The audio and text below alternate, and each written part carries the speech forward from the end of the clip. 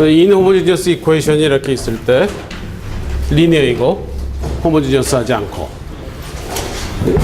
y1하고 y2가 이것이 0인 경우 호모지니어스 이퀘이션의 리니얼리 인디펜던트한 해들이라면은, 그리고 y sub p가 요 인호모지니어스 이퀘이션의 하나의 해라면은, 그러면은 요 인호모지니어스 이퀘이션의 임의의 솔루션은 y sub p 더하기 y1과 y2의 리니어 컨비네이션으로 나타낼 수 있다. 지난 시간에 한 거죠. 그래서 y1, y2와 yp를 알면은 우리가 모든 해의 형태를 알 수 있습니다. 그래서 y1하고 y2는 주어졌다고 생각하면은 이 y sub p 하나만 찾아내면은, 아무거나 하나만 찾아내면은, 그러면 그놈을 이용해서 모든 해를 제너레이트 할 수 있다. 그렇게 얘기할 수 있어요. 그래서 y sub p를 구하는 방법으로 지난 시간에 계수를 비교하는 간단한 경우에, 그러니까 컨스턴트 코에피션트인 경우에 p하고 q가 상수이고 f가 코사인, 사인, 2의 x 그런 형태의, 또는 폴리노미얼 그런 형태의 함수일 때 y sub p를 구하는 방법을 생각했습니다. 그럼 보다 일반적인 방법이 있겠는가? y sub 1과 y sub 2를 알 때 하나의 y sub p를 구하는 어떤 일반적인 방법이 있겠는가? 그래서 한번 그걸 생각하겠습니다.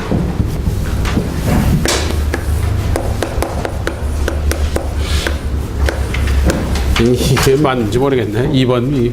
이건 대충 알아서 하세요. 노트에서. 이름을 우리가 베리에이션 오브 파라미터라고 불러요.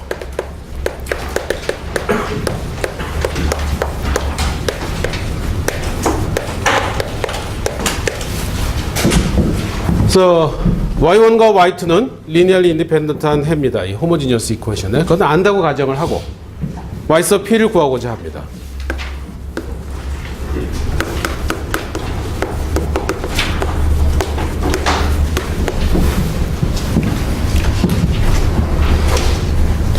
그러면 그러기 위해서 y sub p를 y1과 y2의 조합으로 놓는데, 상수를 곱해서 더하면은 의미가 없겠죠. 상수를 곱해서 더하면은 호모지니어스 이퀘이션의 해가 되니까. 그래서 함수, 정확히 이렇게 쓸까? v1x y1 더하기 v2x y2 이렇게 나오죠. 그러면은 v1과 v2를 구할 수만 있으면은, 그러면 이 v1과 v2를 이용해서 y sub p를 구할 수 있는 거죠. 그러니까 y1과 y2는 현재 알고 있는 것이고, 모르는 것은 v1과 v2입니다. 그래서 yp를 이렇게 놓고 y sub v1과 v2를 구해서 y sub p를 구하고자 합니다. 그러면은 이 y sub p는 이 방정식의 해가 돼야 되니까 여기에 대입했을 때 이 방정식이 만족이 돼야 되죠. 그죠? 그러면은 그걸 이용해서 하나의 정보가 나올 거예요. 대입해보면. 그러면 V1과 V2에 대한 하나의 정보가 나올 겁니다. 그런데 현재 미지수는 두 개예요. V1하고 V2. 그렇다면은 정보가 하나 더 있어야겠죠. 그래서 정보를 더 주는데 뭐 여러 가지 방법이 있을 거예요. 그런데 중간에 계산도 편하게 하고 하는 그런 조건을 하나 더 부여를 해요. 그래서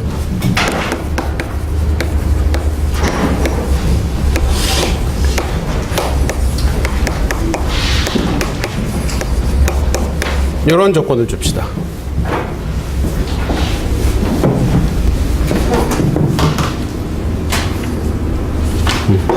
그래서 V1의 미분에 Y1을 곱한 것과 V2의 미분에 Y2를 곱한 것을 더한 것은 0이다. 이런 조건을 부여를 해요. 그러면은 조건이 두 개가 되죠. Y-sub 요 놈을 대입해서 여기에 대입해서 나오는 조건 하나와 또 이것이 있으니까 그 두 개를 이용하면은 V1과 V2를 구할 수 있을 가능성이 농후합니다. 그죠? 그래서 한번 이렇게 해서 구해보죠. 이러한 방법을 Variation of Parameter라고 이름을 불러요. 자, 그럼 어떻게 되나 보면은 요 놈을 1에다 대입하면은 요걸 뭐라 그럴까?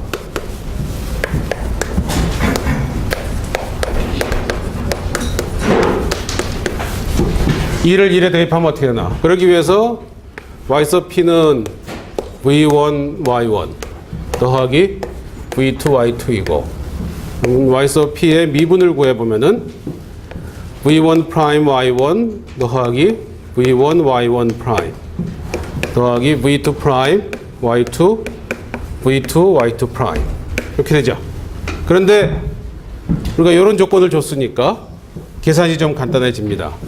v1 프라임 y1과 v2 프라임 y2를 더한 게 요 놈이 0이 돼야 되니까 0이 되니까 이걸 좀 없애고 계산할 수가 있어요. 그럼 y sub p의 second prime은 요 놈 미분해 주면 되죠. 그래서 v1 y1 프라임 더하기 v1 y1 second prime 더하기 v2 프라임 y2 프라임 더하기 v2 y2 second prime 이렇게 됩니다. 그러면 이건 내버려 두고 여기다가 p를 곱해주면은 p 있고 p 있고 그 다음에 여기다 q를 곱해주면은 q 있고 q 있고 이렇게 되겠죠. 그죠? 그럼 이 세 텀을 다 더해주면은 여긴 뭐가 돼야 되나?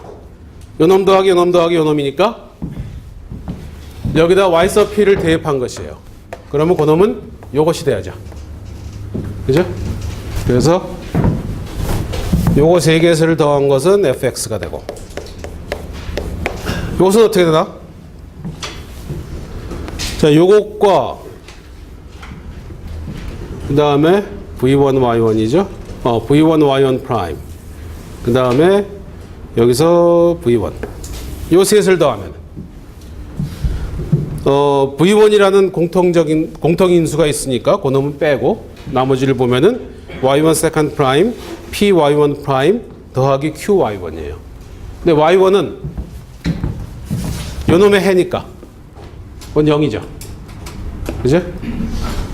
y1은 요 놈의 해라 그랬으니까 y1 second prime 더하기 p1 y1 prime 더하기 q p y1 prime 더하기 q y1은 0이 돼야 됩니다. 그죠? 호모지니어스 이퀘이션의 해니까 요거 세 개 더한 건 0이에요. 그죠? 그 다음에 요 놈과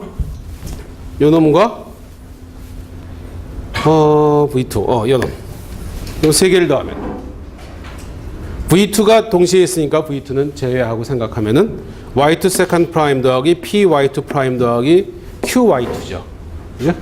그런데 y2도 요것의 해니까. 그죠? 여기에 y2를 대입하면 0이 돼야 돼요. 그렇죠? 그래서 요 세 개의 합도 0입니다. 그럼 남는 거는 요거 두 개네. 그죠? 그래서 v1 prime y1 prime 더하기 v2 prime y2 prime v1 prime y1 prime 더하기 v2 prime y2 prime은 f가 돼야 되고 그러면서 v1 prime y1과 v2 prime y2의 합은 0이 돼야 돼요. 그러면은 요 조건과 요 두 개를 사용하면은 y1하고 y1 prime y2 prime은 아는 거니까 모르는 건 현재 v1하고 v2인데 v1 prime과 v2 prime에 대한 두 개의 수식이 있으니까 여기서 구할 수 있죠. v1 prime과 v2 prime을 구할 수 있어요. 그러면은 v1과 v2는 어떻게 하면 구할 수 있나? 프라임을 구했으니까 적분해 주면 되죠. 그죠? 그래서 한번 간단한 계산이지만 해봅시다.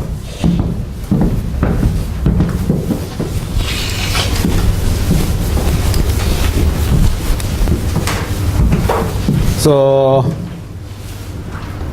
v1 프라임 y1 더하기 v2 프라임 y2는 0이고 그 다음에 v1 프라임 y1 프라임 더하기 그렇죠? v2 프라임 y2 프라임은 f다.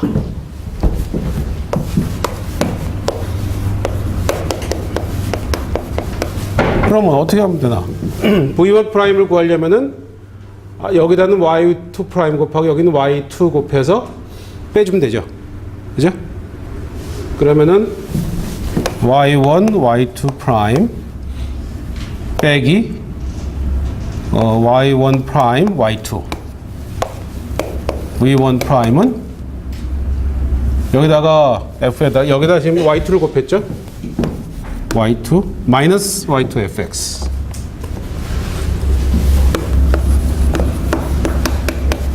맞나? 여기다가는 y2 프라임 곱하고 여기는 y2 곱하고 빼주고. 그쵸? 그죠? 그러면은 v1 프라임은 마이너스 y2 fx 나누기 y1 y2 프라임 y1 프라임 y2예요. 그런데 그럼 분모가 0이 되면 곤란한데, 그러죠? 근데 분모가 어떻게 됩니까? y1 y1 프라임 y2 프라임의 그런 매트릭스의 디터미넌트죠. 그놈은 y1과 y2의 런스키안이죠. 그죠? 그런데 y1하고 y2가 리니얼리 인디펜던트한 해라 그랬어요. 리니얼리 인디펜던트 하면은 런스키안이 0이 될 염려가 없죠. 그죠? 그래서 문제가 없습니다.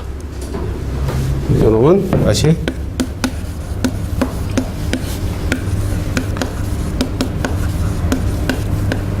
이놈은 0이 안 된다. 왜냐면 y1하고 y2가 리니얼리 인디펜던트 하니까. 그죠? 그러면 v1 프라임을 구했으니까 v1은 어떻게 되나? v1 프라임은 이놈의 적분이죠. 그죠? 근데 이 적분하고 그럴 때 반복되는 얘기지만 그 상순이 뭐니 염려할 필요 없어요. 왜냐면은 우린 하나의 yp만 구하면 되니까. 그죠? 뭐 상수 같은 거 염려할 것도 없이 그냥 구하면 됩니다. 그래서 이렇게 해서 v1 프라임 구할 수 있고, v2 프라임은 어떻게 되겠나? v2 프라임은 여기다 y1 프라임 곱하고 여기다 y 곱해서 빼주면 되겠죠. 그죠? 해봅시다. 여기다 y1 프라임 곱하면은 v2 프라임 y2 y1 프라임. 여기는 y1을 곱하고 y1을 곱하면은 y1 y2 프라임은 마이너스 y1f 이렇게 되겠네. 그죠? 그럼 v2 프라임은 요놈 나누기 요놈이에요. 근데 요놈은 보니까 런스키안에 마이너스를 곱한 거죠. 뭐야? 여기선 y1 y2 프라임 빼기 y1 프라임 y2였는데 마이너스. 이건 마이너스 런스키안이에요. 그쵸? 그러니까 마이너스 런스키안이니까 요놈도 0이 될 염려가 없어요. 그러니까 나눌 수 있어요. 그죠? 그러면은 v2 프라임은 마이너스 y1 플러스 y1f 나누기 런스키안 of y1 y2이다.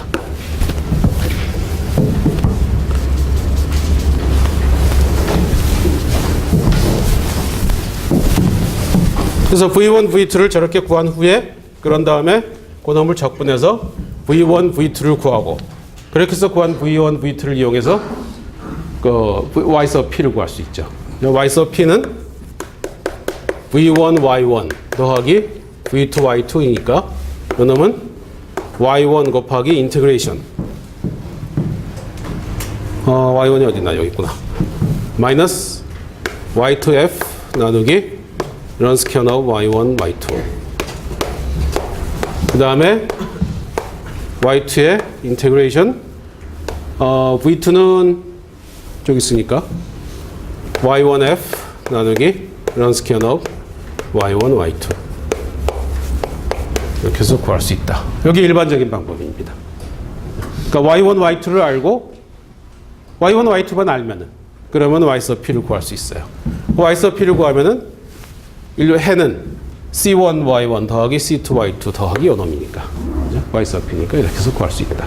이러한 방법을 variation of parameter라고 합니다. 계산이 조금만 복잡해져도 굉장히 복잡하겠죠. 그죠? 적분이 안 되는 경우가 수다합니다. 대부분의 경우 적분이 안 돼요. 적분이 되는 함수는 사실 극히 소수 있어요. 그 소수가 이제 중고등학교 때 배우고 대학교 때도 좀 배우고 그런 거죠. 실제로는 적분이 안 되는 것들이 대부분이에요. 그대로. 그러니까 적분한 것, 그 자체를 그냥 함수로 쓰는 겁니다. 그래요. 예를 들어서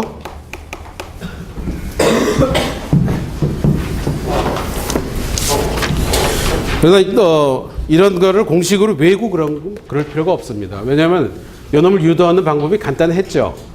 아이디어도 간단했어요. 그러니까 그 아이디어만 알면은 실제로 이 공식을 외울 필요는 없고 그냥 그때그때 계산하면 돼요. 리덕션 오브 오더도 그렇고 그냥 그 아이디어만 알고 있으면 됩니다. 저 책에 나온 example을 한번 보죠. y second prime 4배의 y는 3배의 cosecant t이다. 여기서 변수가 t네요. x가 아니고.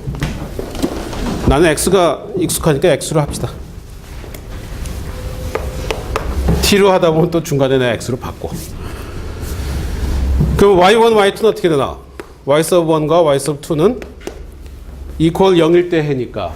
그러면은 어떻게 돼요? 람다 제곱 더하기 4는 0이니까 람다는 플러스 마이너스 2i죠. 그죠?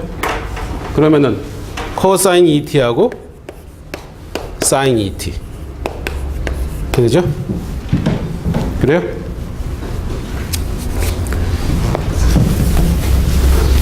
코사인 2t하고 사인 2t다. 그러면 런스키안을 구해보면은 되나? 코사인 2t, 사인 2t. 그놈의 미분이니까 마이너스 사인 2t, 코사인 2t. 2배가 있구나. 그럼 요거 곱하고 요거 곱해서 빼주면은 2네. 그죠?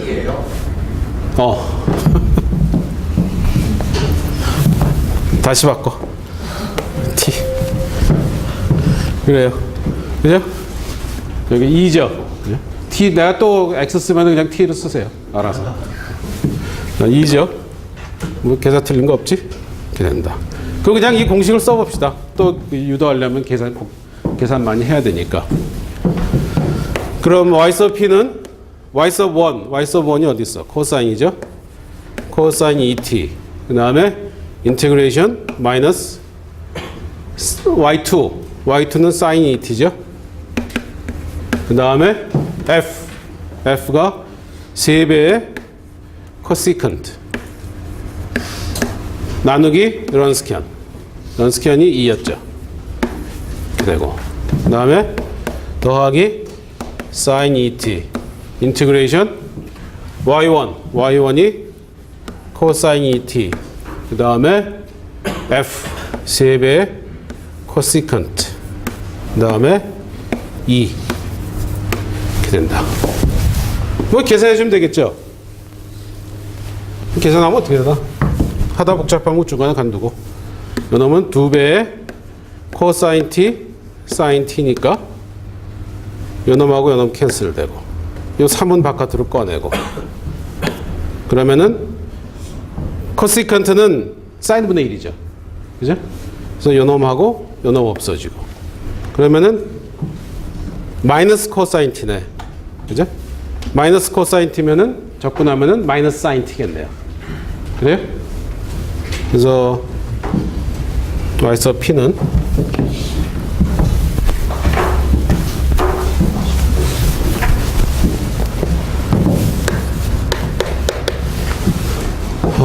세배의 코사인 2t 곱하기 마이너스 사인 t 이렇게 될 것이고 그 다음에 더하기 사인 2t 2분의 3 곱하기 그 다음에 인테그레이션 코사인 사인 t 이렇게 되겠네. 코사인 2t는 1 빼기 2배의 사인 제곱 t인가? 그죠? 이놈은 1 빼기 2배의 사인 제곱 t니까 이 안에 거는 사인 분의 1이니까 코시컨트 그 다음에 빼기 2배의 사인이니까 사인 t 이렇게 되네. 그죠? 요거 적분하면 뭐죠? 코사인. 요거 적분하면은 로그 코사인 코시컨트 빼기 코텐전트. 그죠? 이런 거 적분할 때 어떻게 하나? 사인 분의 1이니까 뭐 사인 제곱 사인 분의 1이면은 1은 사인 제곱 더하기 코사인 제곱 해가지고 뭐 이렇게 어떻게 하면 되죠? 그냥 치환하고 어쩌고 하면은 그러면 될 겁니다. 이렇게 된다. 그러면은 어떻게 되나? 요것은 내추럴 로그 코시컨트 t 빼기 코텐전트 t 빼기 2배 더하기 코사인 t 이렇게 되겠네. 그죠? 그럼 요게 y sub p입니다. y sub p고 더하기 c1y1 더하기 c2y2니까 이렇게 해서 y1하고 y2는 sin et, cosine et 이렇게 계산해 주면 되겠죠. 이렇게 된다. 그래서 variation of parameter 이건 일반적인 경우에 우리가 y sub 1과 y sub 2를 알고 f는 주어진 것인가 그 놈을 이용해서 일반적인 y sub p를 구하는 일반적인 방법이에요. y sub 1하고 y sub 2 둘 다 알아야 되는데 사실 하나만 알면 또 나머지 하나를 알 수 있죠. reduction of order를 쓰면은 y sub 1을 알면 y sub 2를 알 수 있어요. 그러니까 결국은 homogeneous equation의 해 하나만 알면은 inhomogeneous equation을 completely solve 할 수 있다는 겁니다. 그렇죠? 그러니까 homogeneous equation의 해를 하나만 알면 돼요. 그러나 그놈을 모르는 경우도 상당히 있으니까. 그렇죠? 아는 경우에는 완전히 구할 수 있다.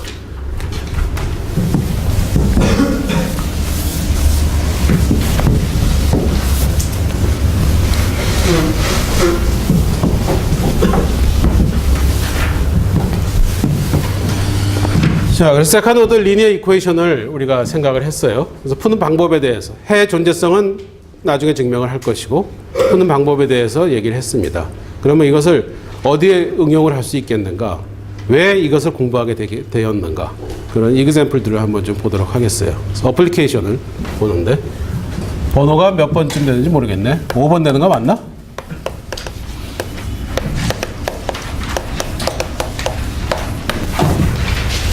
첫 시간에도 얘기했지만 미분 방정식은 어떤 순수 이론과 그리고 응용, 그러니까 현상, 순수 이론과 현상 사이에 중간에 있는 그러니까 응용수학과 완전 응용수학과 순수 수학 사이에 있는 그러한 학문입니다.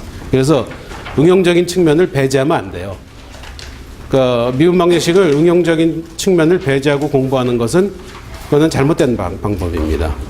그냥 순수하게 방정식 자체 방정식을 위한 방정식을 공부하는 것은 맞지가 않아요. 왜냐하면 미분 방정식 자체가 원래 공부하게 된 동기가 그 현상에 적용하기 위해서입니다. 지난번에 내가 그 학회 갔을 때 여러분들이 그 동영상을 2개 봤죠. 거기서 앞에 거 거기 보면은 뉴턴과 라이프니츠의 그 대결이랄까 어떤 뭐 어떻게 멋있게 표현하면 선문선답 같은 그런 게 서로 오가죠. 물론 중간에 심판자가 있어서 베르누이가 버눌리가 심판자이고 거기서도 다 미분 방정식을 얘기한 겁니다. 거기서 뭐예요? 가장 빨리 내려오는 방법은 그 사이클로이드를 따라서 내려오는 방법이라고 그랬죠.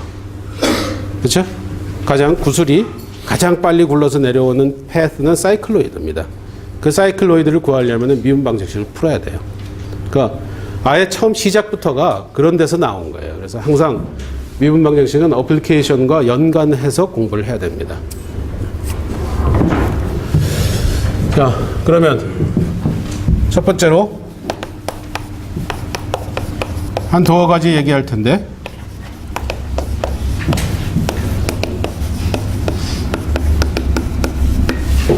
미케니컬 바이브레이션 우리말로 하면 뭔가 기계적인 진동이죠. 진동입니다. 진동에 대해서 얘기를 하겠어요. 몇 년 전에 그 어디지 그 우리나라 빌딩 테크노 컴플렉스가 한번 그 진동이 굉장히 크게 있어서 문제가 된 적이 있었죠. 기억들 합니까? 한번 큰 진동이 일어났어요. 건물에. 그래서 건물이 크게 흔들려서 이게 어떻게 된 거냐 그런 말이 있었는데 그래서 그걸 수학적으로 설명을 했습니다. 그거를 우리가 여기서 얘기를 할 수가 있어요. 실제로 그게 가능해요. 그 당시에 그 진동이 일어난 이유가 한 층에서 그 운동 시설을 뭐라 그러지? 피트니스 센터가 있었죠. 거기서 사람들이 동시에 뛰었다 그러죠. 그죠? 동시에 뛴 그 진동이 증폭이 된 겁니다. 진동이 증폭이 돼서 한 층이 흔들리고 한 층이 흔들리다 보면은 전체가 좀 흔들리고 그렇게 됐어요. 근데 완전히 그 현상을 여기서 똑같이 설명 안 하지만 그와 비슷한 현상을 우리가 여기서 얘기할 수 있어요. 실제로 옛날에 그 나중에 동영상 같은 거 좀 보여주도록 하죠. 하여튼 그래서 그것과 연관된 그런 기계적인 진동에 대해서 아주 간단한 경우를 생각을 해서 얘기를 하겠습니다. 그래서 스프링이 하나 있어요. 스프링이 있어요. 그래서 이 스프링의 길이를 L이라고 하죠. 길이가 L인 스프링이 있습니다. 그럼 스프링이 있으면 스프링은 항상 동시에 고려해야 될 것이 스프링 컨스탄트죠. 탄성계수라고 그러죠. 그 스프링 컨스탄트는 어떤 역할을 합니까? 스프링이 항상 자기 위치로 돌아가고자 하는 그러한 것이 있죠. 그렇죠? 스프링은 항상 자기 위치로 돌아가려고 해요. 그러면 자기 위치로 돌아가려고 하려면은 힘이 작용을 할 텐데 그 힘은 스프링 컨스탄트에 의해 스프링 컨스탄트로 표현을 할 수가 있어요. 그죠? 이놈의 스프링 컨스탄트를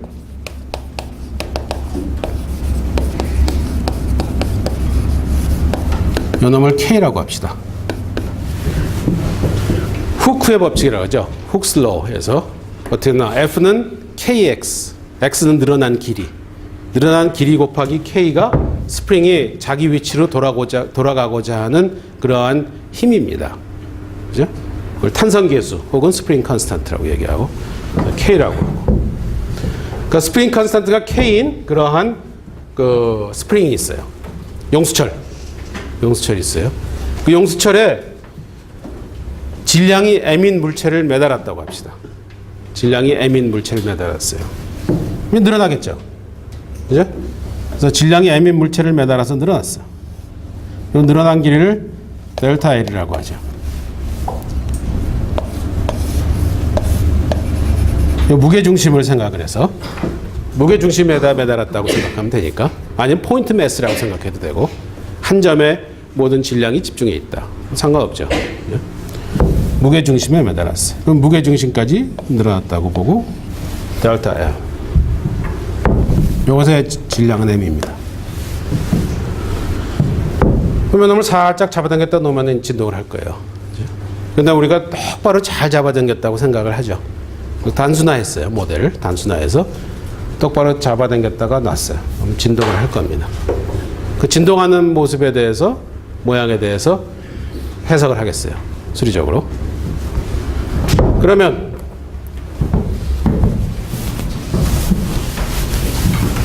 여기서는 델타 L만큼 늘어났는데, 이 델타 L만큼 늘어나기 위해서는 힘이 필요한데 그 힘은 중력에 의해서 주어졌습니다.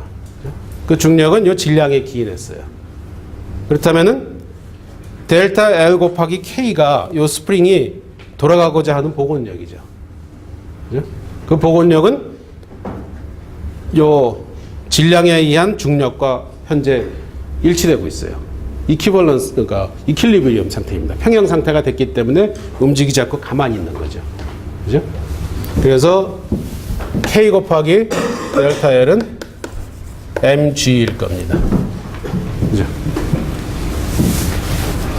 일단 그걸 알 수 있어요. mg는 델타 L과 같다.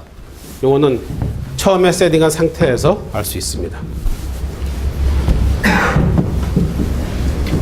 자, 그러면 현재 이것도 이퀄리브리엄 평형 상태니까 물체를 다른 다음에 그러니까 이 지점에서 이 무게중심 여기에 이 높이를 생각해서 우리가 살짝 잡아당겼다 놓으면은 이제 높이의 변화가 일어나죠. 이 무게중심의 높이의 변화가 일어납니다.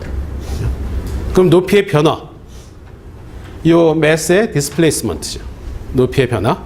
그 놈은 이 점에서는 0이에요. 평형 상태에 있으니까. 그러면 밑으로 내려오기도 하고 요 위로 올라가기도 하고겠죠.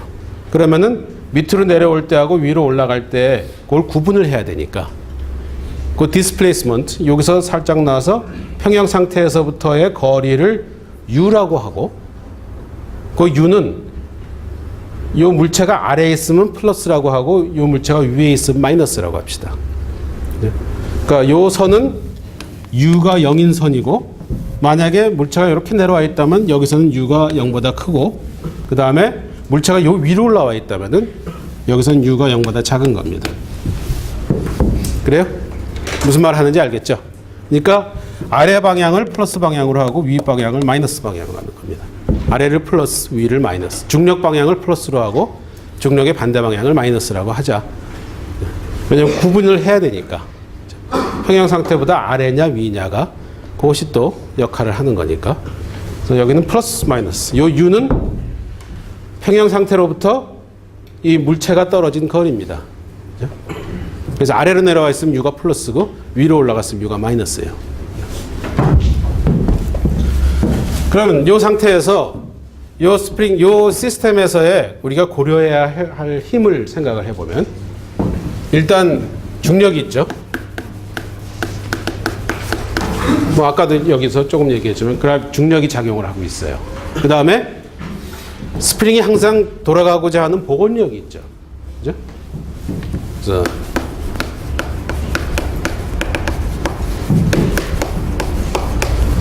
복원력이 작용을 합니다. 그 다음에 이게 진공 중이라면 상관이 없는데 진공이 아니라면은 이렇게 스프링이 올라가려고 하면은 물이라고 생각해 봅시다. 물이면은 올라가려고 하면 물이 올라가는 움직임을 방해하죠. 그죠? 내려가려고 그러면 내려가려는 것을 방해하죠. 항상 반대로 작용하는 어떤 힘이 있어요. 공기 중에서도 매한가지예요. 이렇게 하면은 우리의 움직임을 방해합니다. 그렇죠? 그런 힘이 작용을 해요. 댐핑이라고 합니다.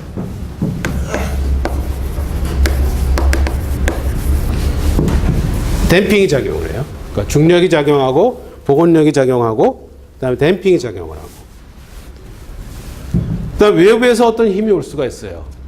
그죠? 외부에서 어떤 힘이 가해질 수 있습니다. 그거는 그냥 아비트러리 하죠. 그러나 어쨌든 간에 외부에서 힘이 올 수 있어요.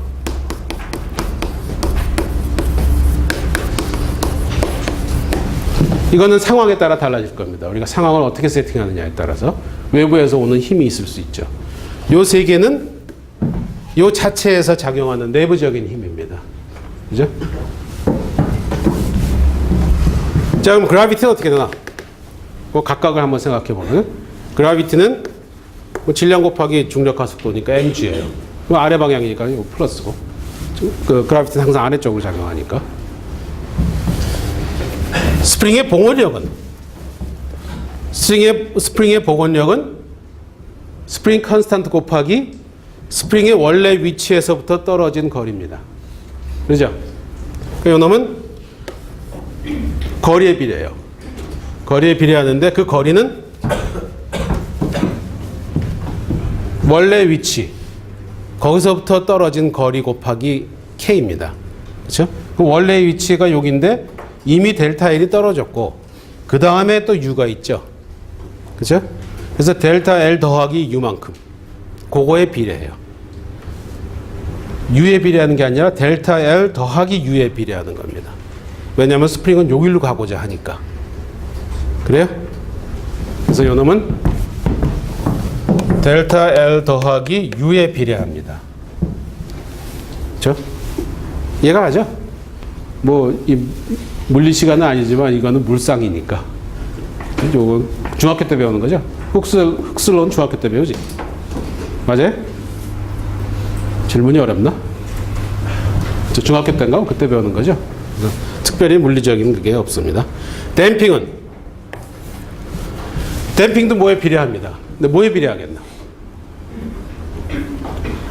속도에 비례하겠죠. 빨리 움직이려고 그러면 그만큼 작용하는 힘이 셉니다. 천천히 움직이면 힘이 덜 작용하고. 그죠? 그래서 이놈은 속도에 비례해요. 속도는 뭔가? 속도는 위치의 시간에 대한 변화율이죠. 저기서 위치는 뭐예요? U죠. U, du, dt입니다. 그래서 du, dt에 비례한다. 즉 상수 곱하기 du, dt이다 이거예요. 그죠? 그럼 댐핑 컨스탄트, 우리가 스프링 컨스탄트를 K라고 하듯이 여기에서 필요한 댐핑 컨스탄트를 C라고 합시다. 여기 비례한다 그랬으니까 상수 곱하기 그거죠. 그 댐핑 컨스탄트를 C라고 하죠.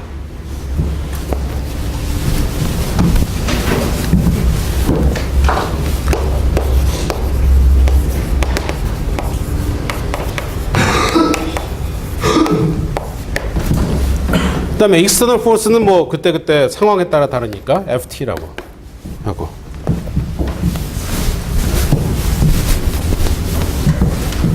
자, 그러면 gravity하고 external force는 우리가 정확히 압니다.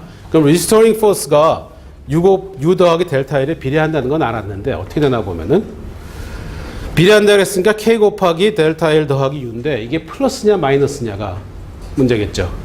그렇죠? 플러스가 될 수도 있고 마이너스가 될 수도 있어요. 그럼 그걸 알기 위해서 자, 델타 L 더하기 U가 플러스인 경우 델타 L 더하기 U가 플러스란 얘기는 여기 어디 있다는 거죠, 물체가. 델타 L이 U보다 크다는 얘기니까. U가 만약에 포지티브면 일로 내려왔으니까 플러스고 U가 네거티브면 여기 어디 올라왔겠죠. 그런데 델타 L 더하기 U가 플러스란 얘기는 아직도 물체가 여기 있다는 얘기예요. 그렇다면 리스토링 포스는 위로 작용하죠. 여기로 오자고 하는 거니까. 만약에 델타 L 더하기 U가 네거티브라면은 여기 있다는 거죠. 그러면은 리스토링 포스는 아래로 작용하죠. 여기로 오고자 하니까. 그죠? 그러니까 어떻게 돼요?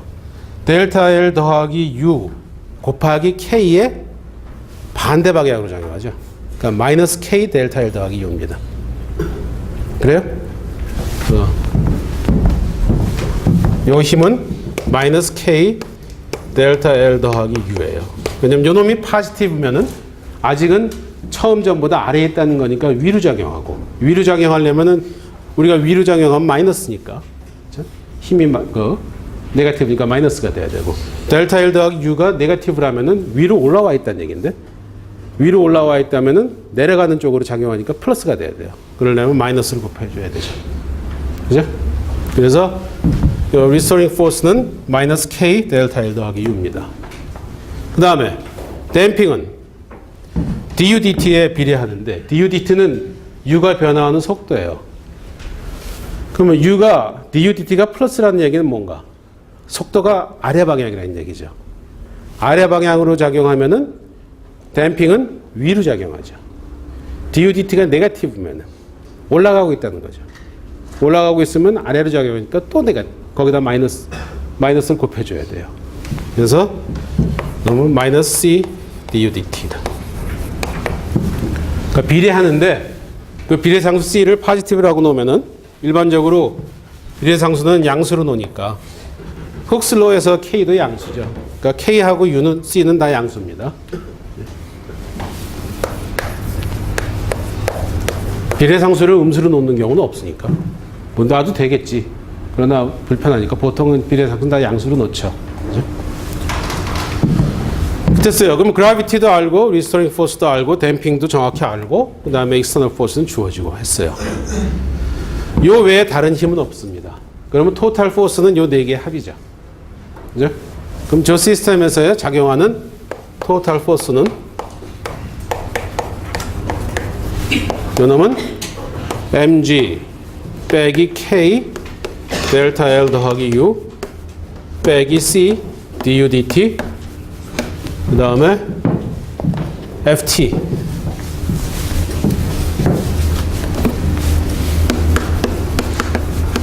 이렇게 돼요. 토탈 포스는 어떻게 되나? 물체에 작용하는 저 M에 작용하는 전체적인 힘이에요. 힘은 뉴턴의 제3법칙에서 뭔가? 질량 곱하기 가속도죠. 그렇죠? 그래서 요놈은 M 곱하기 가속도. 가속도는 뭔가? 속도의 시간에 대한 변화율이죠. 속도는 du dt니까 du dt의 시간에 대한 변화율이면 du dt의 미분이죠. 그래서 요거는 이렇게 된다. 그죠? 그러니까 m u second prime은 mg 빼기 k 델타 L인데 mg하고 k 델타 L은 같으니까 요 mg는 k 델타 L에서 상쇄됩니다. 그죠? 그러면은 어떻게 되나? 마이너스 c du dt 마이너스 ku 더하기 ft 이렇게 됩니다. 그죠?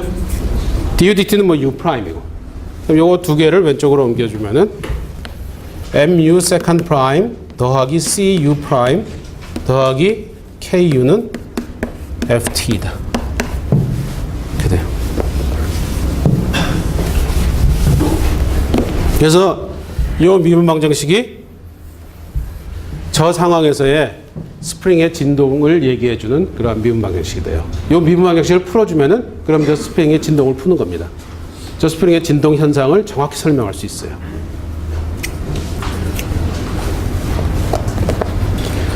그러니까 요거는 뭡니까? 요거는 내부에서의 작용이죠. 요건 질량이고 댐핑 컨스턴트고 스프링 컨스턴트예요. 요것은 그러니까 요 시스템, 저 스프링이 달려 있는 요 시스템의 내부에 의한 것이고 요 FT는 외부에서 오는 힘입니다. 그래서 external force고 요건 스프링 내부, 스프링 자체에서 나오는 그런 식인 거죠. 그래서 요걸 풀어주면 우리가 됩니다.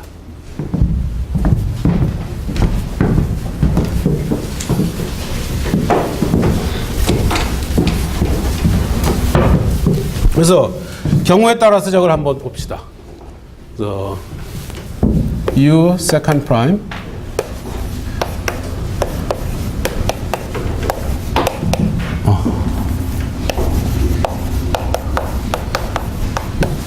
M하고 C하고 U는 다 양수고. 그러면 첫 번째 케이스로 가장 간단한 경우 FT도 0이고 댐핑을 무시해버리고 뭐 우주 공간에서 실험을 했다. 내지는 진공 상태, 내지는 공기지만 공기는 요놈은 아주 작으니까 그죠? M이 적당히 크면은 M분의 C는 굉장히 작습니다. 그죠? 그러니까 거의 무시할 수 있어요. 완벽히 무시는 못하지만. 그래서 M이 상당히 커서 C를 무시할 정도다. 그렇게 되면은 C를 0으로 놔도 되죠. 그래서 C가 0이고 그 다음에 FT가 0이고 그러니까 외부에서 오는 힘이 하나도 없고 그 다음에 그 댐핑도 무시할 만하다. 그런 상황에서 스프링에 진동하는 모습 그걸 보면은 MU second prime 더하기 KU는 0이죠. 그죠? 이렇게 된다. 그럼 요걸 풀어주면 돼요. 그런데 구체적인 example로 처음에 U의 시간이 0일 때는 1이고 U 프라임에 0은 0이라고 이렇게 구체적으로 하나 주죠. 왜냐하면 여기서 C1, C2 두 개가 나올 거고 결정하기 위해서. 그럼 상황 설명은 어떻게 되나? 댐핑을 무시하고 익스터널 포스는 없어요. 외부에서 오는 힘은 없어요.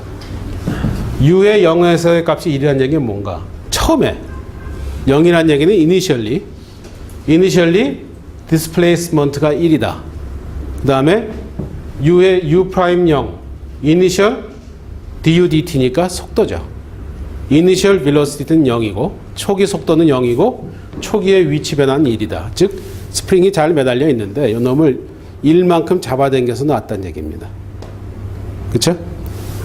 단위 길이 1만큼 잡아당겨서 살며시 놓은 거예요. 그럼 진동하겠죠. 그죠? 그런 상황입니다.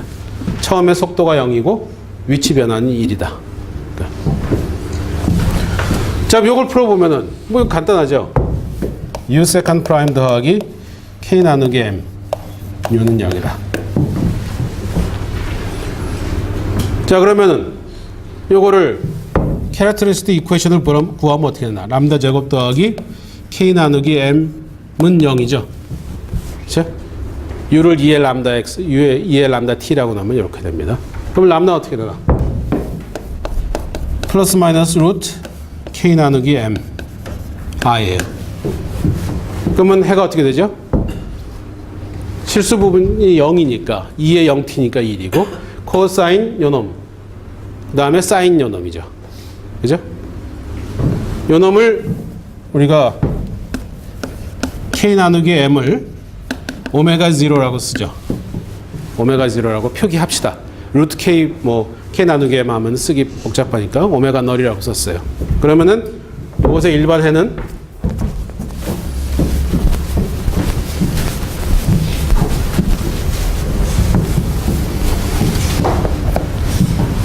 U는 C1 코사인 오메가 널 T 더하기 C2 사인 오메가 널 T 이렇게 될 거예요. 그죠? C1, C2를 결정하기 위해서 0을 대입하면 그다음에 1이 돼야 되는데 0 대입하면은 요건 0이고 요건 1이니까 C1. 그죠? U 프라임은 마이너스 C1 오메가는 사인 오메가 널 T 더하기 C2 오메가는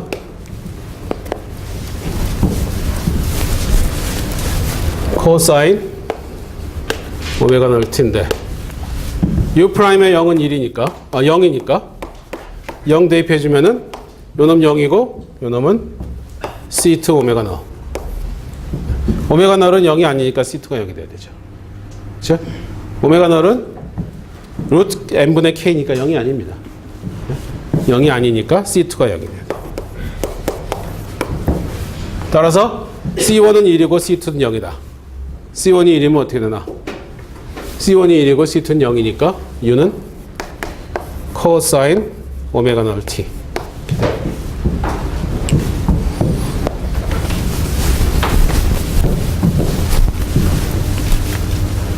그러면 코사인 오메가 널 T는 그래프가 뭐 이렇게 되겠지. 그죠? 이렇게 된다. 그럼 스프링의 모습은 어떻게 되는 거예요? 스프링은 처음에 아래가 플러스였으니까 이렇게 살며시 1만큼 잡아당긴 거죠. 그죠? 그러니까 요만큼 잡아당긴 거예요. 그런 다음에 놓으니까 스프링이 아래 위로 영원히 진동하는 겁니다. 그러면 스프링의 모습은 어떻게 되겠다? 우리가 여기서 거꾸로 쳐다본 모습이겠지. 그쵸? 1만큼 아래로 내린 거니까. 이쪽에서 이렇게 쳐다보면 어떻게 돼요? 내려와서 시작해서 오르락 내리락 하는 거죠. 그죠? 이쪽에서 그럼 시간이 이렇게 되기 때문에 이렇게 그려지지만 실제로 우리가 보는 모습은 여기서 이렇게 보는 모습입니다. 그러니까 내려왔다 올라왔다 내려왔다 올라왔다 하면서 영원히 진동하는 그러한 모습을 가질 겁니다. 뭐 그러겠죠. 그죠? 이런 모습을 하모닉 오실레이션이라고 그래요. 뭐 이름이야 뭐.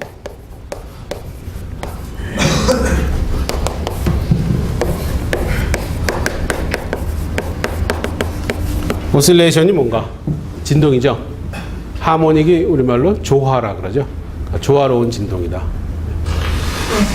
뭐 조화로운지 어쩐지 내가 잘 모르겠어. 근데 하여튼 하모닉 오실레이션이라고 이름을 줍니다. 그러니까 여러분들이 혹시 기계 공대 사람이나 물리 전공하는 사람들한테 하모닉 오실레이션이란 말을 들으면은 요 진동을 얘기하는구나 하고 그렇게 얘기를 들으면 돼요. 수학에서는 잘 안 써요. 이 표현을. 수학에서는 이 표현이 잘 등장 안 하는데 기계학이나 기계공학이나 물리에서는 이 표현을 많이 씁니다. 하모닉 오실레이션. 그 다음에 이걸 내가 오메가 널이라고 표현했는데 오메가가 보통 어디서 많이 쓰냐면 진동수를 얘기할 때 많이 씁니다. 그렇죠? T는 뭘 얘기할 때 많이 써요? 주기를 얘기하죠. T는 피리어드를 많이 써요. 꼭 그런 건 아니지만 보통 캐피탈 T는 피리어드를 많이 쓰고 오메가는 진동수 T분의 2파이죠. 그렇죠? 사인이나 코사인에서는. 그래서 진동수를 얘기할 때 오메가를 써요. 오메가 널을 썼는데 널은 보통 기본을 얘기하니까. M분의 K는 뭐예요? M은 질량이고 K는 스프링 컨스탄트예요. 그러니까 스프링 자체가 가지고 있는 그러한 자연이 가지고 있는 그러한 진동수입니다. 스프링에 내재되어 있는 진동수예요. 그렇죠? 지금 외부의 힘도 무시했고 이 댐핑도 무시했어요. 그런 상태에서 스프링이 갖는 컨스탄트입니다. 진동수입니다. 그래서 이 놈을 내추럴 프리퀀시라고 불러요.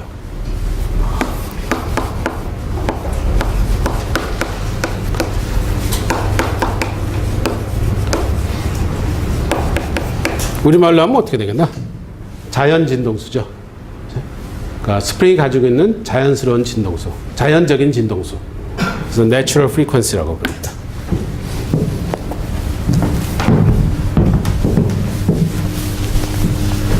자, 다음에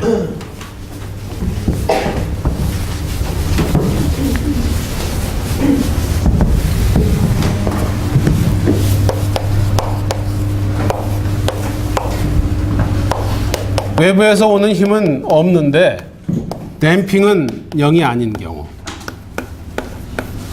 그러니까 댐핑을 무시할 수 없을 정도로 댐핑이 있는 경우. 댐핑이 크다 어느 정도 크게 고려될 상황인 경우. 뭐 물속에서 진동을 한다거나 아니면은 질량이 굉장히 작다거나 그러면 되겠죠.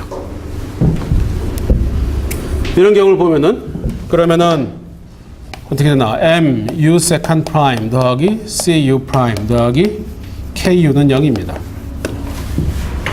아까하고 똑같이 뭐 이니셜 컨디션을 줄까요? 뭐 줘도 되고 안 줘도 되고 그거는 나중에 생각해 봅시다. 그럼 어떻게 되나?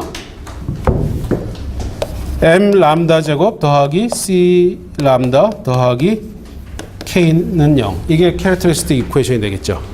그죠? 그러면 요 놈을 풀어서 우리가 이제 얘기를 할 수 있습니다. 뭐 어떻게 되나? 요 m은 람다는 뭐 2m분의 마이너스 c 플러스 마이너스 루트 어떻게 되죠? c 제곱 마이너스 4mk 이렇게 되겠네. 그죠? b 제곱 빼기 4ac니까 이렇게 돼요. 그러면은 또 여기서 경우를 나눠서 생각해야 되죠. 요 놈이 요 놈이 0보다 클 수도 있고 0이 될 수도 있고 0보다 작을 수도 있어요. 그죠? 그 경우를 다 나눠서 생각을 해봅시다. 그래서 첫 번째로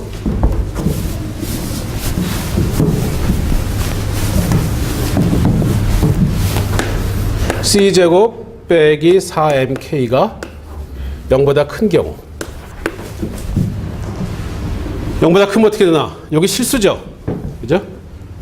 실수니까 두 개의 람다 1과 람다 2가 됩니다. 람다 1을 마이너스 c 플러스 루트 c 제곱 마이너스 4mk 나누기 2m 람다 2를 마이너스 c 빼기 루트 c 제곱 마이너스 4mk 나누기 2배 m 요게 음수인 거는 확연하죠. c가 양수니까 마이너스 c는 음수고 마이너스 루트니까 그래서 빼기 빼기니까 음수예요. 요 놈은 빼기 더하기니까 어떻게 될지 모르겠는데 c제곱 빼기 4mk에서 이것도 양수고 이것도 양수죠. 그죠? 근데 그럼 요거의 절대값은 어떻게 되나? 루트 c제곱보다 작죠. c제곱에서 요만큼 빼줬으니까 절대값이 루트 c제곱보다 작으니까 요로 마이너스 c하고 작용하면은 음수가 되죠. 그죠? 그래서 이건 둘 다 음수예요. 그쵸? 요 놈은 음수인 건 당연하고 요 놈도 음수가 된다. 왜냐면 c제곱에서 어느 정도 빼낸 다음에 루트니까 c보다는 절대값이 작을 테고 이렇게 되죠. 그러면 일반 해는 u는 c1 2의 람다 1t 더하기 c2 2의 람다 2t인데 람다 1하고 람다 2가 둘 다 음수입니다. 그럼 어떻게 되나? 시간이 커지면은 0으로 가는 함수죠. 그죠? 그러니까 어떻게 돼요? 상수를 비록 곱해질지라도 시간이 커지면은 0으로 갑니다. 그 다음에 그 0으로 가는 속도는 엄청나게 빠르죠. 지수함수니까. 그죠? C1하고 C2는 이니셜 컨디션에 의해서 주어질 거예요. 그러면 뭐 이게 뭐 2다, 4다, 뭐 500이다, 뭐 어쩌고 해도 굉장히 빠른 속도로 0으로 갑니다. 그러니까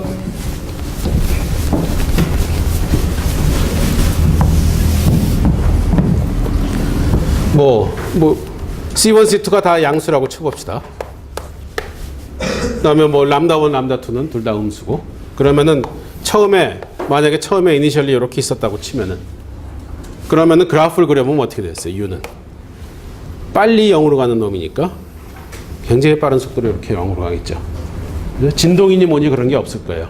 지수함수니까. 그렇죠?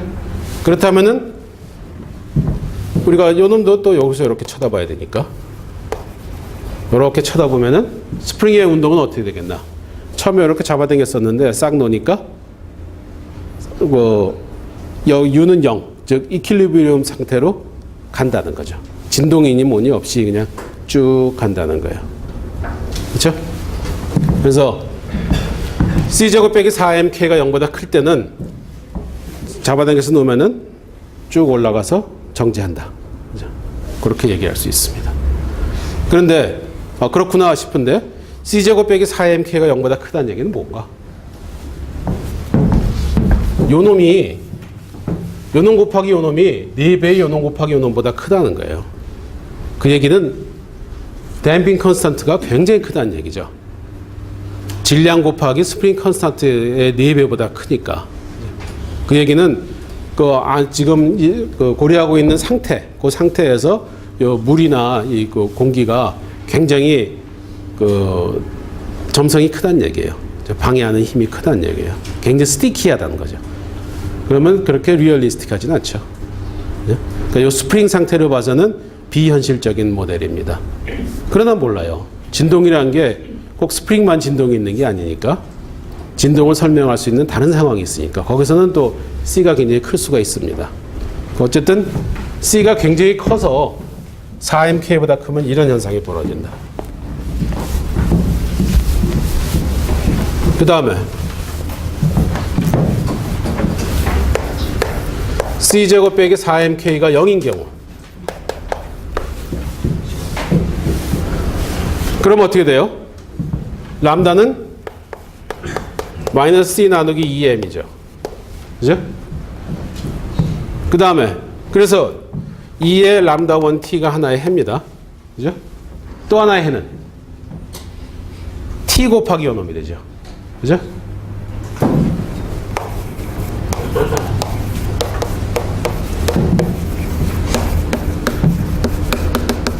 지난 시간에 했듯이 지난 시간인가 지지난 시간인가 하나 이거 중근을 가질 때 그럴 때는 실근이 하나 나오고 고놈을 이용해서 해를 하나 만들고 그다음에 t 곱하기 고놈이 해예요.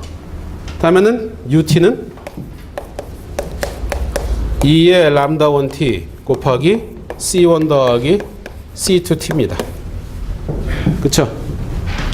c1 u1 더하기 c2 u2 뭐 이런 식의 형태가 될 테니까 그래서 이러한 해가 돼요. 이런 모양의 해가 돼요. 그러면 아까하고 차이는 뭔가? 여기서는 상수고 여기 상수였는데 여기서는 상수 곱하기 t입니다. 그 차이가 있어요. 그죠? 그러면은 여기 곱해진 건 그렇다 치고 t 곱하기 요놈은 어떻게 되나? 람다 1은 현재 음수입니다. 그죠? 요놈은 t가 커지면 0으로 가는 성향이 있죠.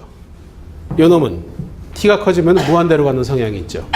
무한대로 가는 성향이 있는 놈과 0으로 가는 놈의 성향이 있는 놈이 곱이에요. 그러나 요놈이 무한대로 가려는 경향과 요놈이 0으로 가는 경향을 비교해 보면은 이게 훨씬 빠르죠.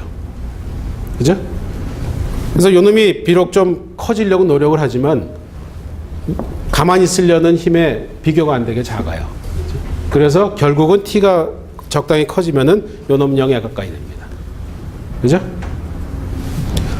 그러나 요놈이 좀 커지려는 경향이 있으니까 처음에는 약간의 진동이 있을 수 있어요. 그렇죠?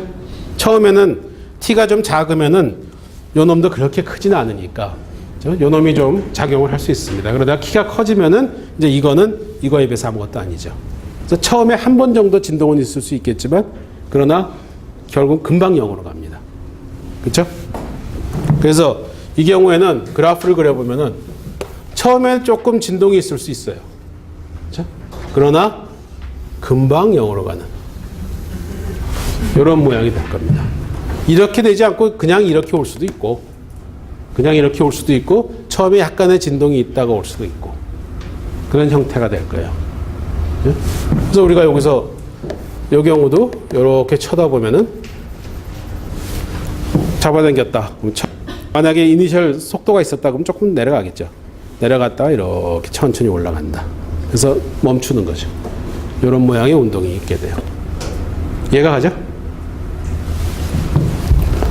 그 다음에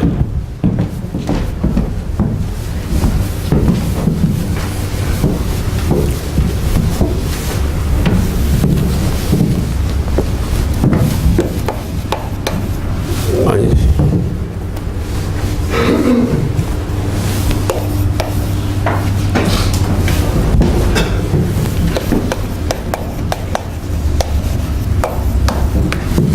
C제곱 빼기 4mk가 0보다 작을 때 가장 리얼리스틱한 경우입니다. 그죠? 그 댐핑 컨스턴트의 제곱이 질량 곱하기 스프링 컨스턴트 4배보다 작을 때 가장 공기 쪽에서 현실적인 경우예요. 그죠? 그러면 람다 제곱, 람다는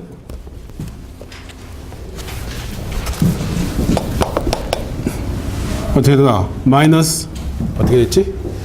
C 플러스 루트 4mk 마이너스 C 제곱 I 나누기 뭐 2배 m 이렇게 되겠죠? 이 놈을 알파 더하기 베타 i라고 씁시다. 그러니까 알파는 마이너스 2m분의 c고 베타는 2m분의 루트 4mk 빼기 c 제곱이에요. 그러면은 알파는 0보다 작아요. 이왕에 쓰는 게 보다 쓰지.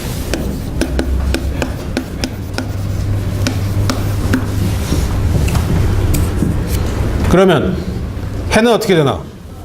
u는 C1 2의 알파 t 미안해요.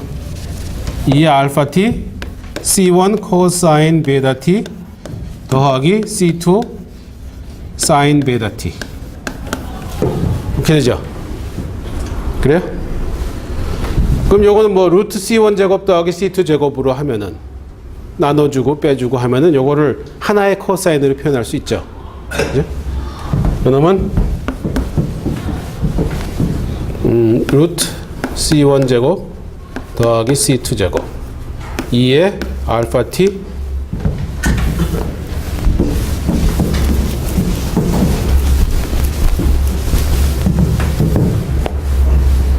코사인 베타 t 더하기 뭐 델타 이렇게 될 거예요.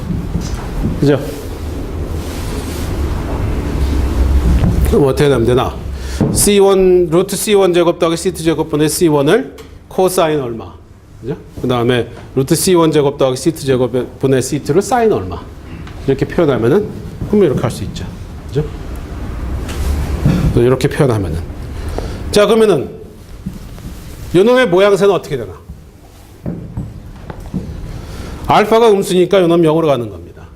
그죠? 요놈은 진동하는 놈이죠. 진동하는 놈에 0에 가는 놈을 곱했으니까 진동하면서 0으로 가겠죠. 그죠? 그런 모양이 될 거예요. 루트 C1 제곱 더하기 C2 제곱은 진폭을, 이니셜 그 앰플리튜드를 얘기하는 거고. 그 다음에 요거는 뭐 기껏해야 플러스 마이너스 1이고, 요놈 0으로 가는 놈이고. 그죠?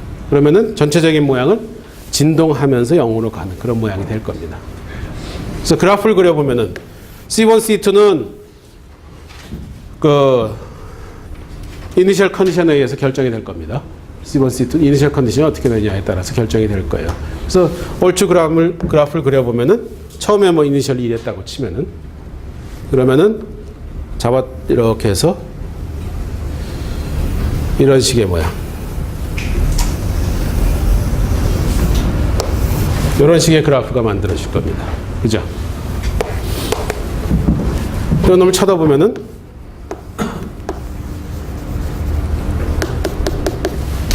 어떻게 되나? 처음에 이렇게 잡아당겼다가 놓으면은 진동을 하는데 점점 진폭이 작아져서 결국은 적당한 시간이 지나면은 멈추겠죠. 이런 그 스프링의 운동이 있을 겁니다. 그래서 댐핑이 적당히 있으면 어쨌든 댐핑의 작용에 의해서 결국은 멈춘다. 댐핑이 없으면은 아까 영원히 진동을 했어요. C가 0인 경우에는 영원히 진동을 했어요. C가 댐핑이 무시하지 못할 정도로 적당한 크기가 있으면은 이 스프링은 결국은 멈춘다. C가 크면 클수록 빨리 멈추겠죠. C가 좀 작으면은 오래 걸릴 것이고. 그래서 이러한 얘기를 할 수 있다. 그 다음에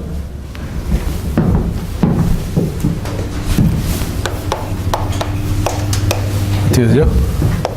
U 세컨드 프라임 더하기 CU 프라임 더하기 KU는 FT. 요 놈이 0이 아닌 경우, FT가 0이 아닌 경우를 생각을 하도록 하겠어요.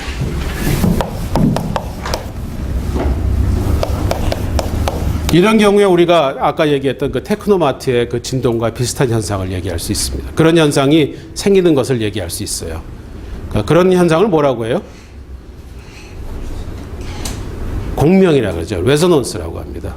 조그마한 힘이 계속 축적될 때 그놈이 쌓여서 내지는 전달이 돼서 진폭이 되는 경우 그런 걸 레저넌스라고 그러는데 레저넌스를 얘기할 수 있어요. 시간이 좀 많이 걸리니까 다음 시간에 얘기하도록 하겠어요.